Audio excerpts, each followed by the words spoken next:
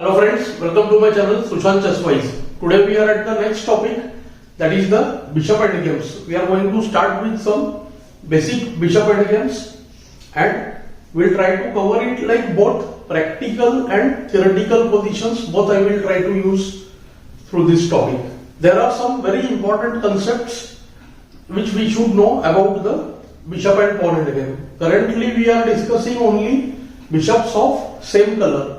Later on we will move on to bishops of opposite color. Like king and pawn endgame or any other endgame, we have to cover the cases of just one pawn. We have to know when one pawn alone is enough to win in bishop endgames. We should know one very important fact that once the bishop is sacrificed for the pawn, the position will become drawn. Since king and bishop cannot, this characteristic is there in both bishop endgame and knight endgame. So usually as the pawns get reduced, the chances of draw becomes very high.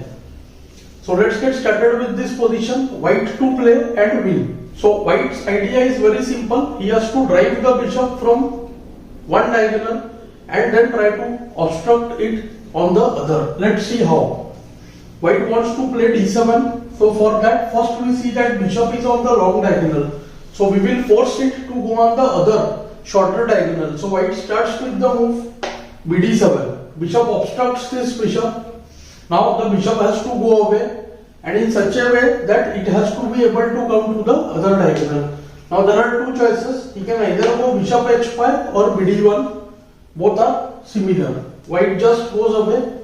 Bishop h3. He doesn't want the bishop to come back to g4. Now black has to go bishop e8. The main disadvantage of coming closer to the pawn is it can get attacked by the king. But of course now kd8, kd6 is drawn. And here bishop will now come to the square g2. And we will see that by force next move we will be able to attack the bishop and drive it away. Let's see how. Now black bishop has to waste the move. King doesn't have the square d5. So after bishop a4, white plays bishop c6. And the bishop is obstructed and the pawn will promote to queen. Let's look at the other variation. After bd7, bishop can go to the long diagonal. He can go to the square a4, but nothing much changes. After bishop h3, bishop a4, bg2, and we see the technique. Just I am showing you from both the ends. And now after bd7, king takes d7. So bishop has to waste the move. Wherever he goes, e8 or c6, we just use bishop c6, force the bishop to move, pawn goes to d7, and then the pawn becomes queen. So white wins the game. So the question is there a way to stop this plan? There is one way, and the way is that we need to control the c6 square. So black wants that white should not be able to interpose the bishop along the shorter diagonal. So the shorter diagonal has to be secured. So the same position we will take as black to play now. And with black to play, what happens? The king manages to come to the square c5. So the ideal defense is coming to the other side of the pawn. And now after kd4, we see that the same technique what white was using previously will not work. I must tell you at this point that the move kd5, which looks more obvious, is blunder, because bishop d7, first attacking the bishop goes away, d1 or a4 wherever, then the bishop moves with a check, and next move d7 and the pawn queens. So the only defense is the move kd4.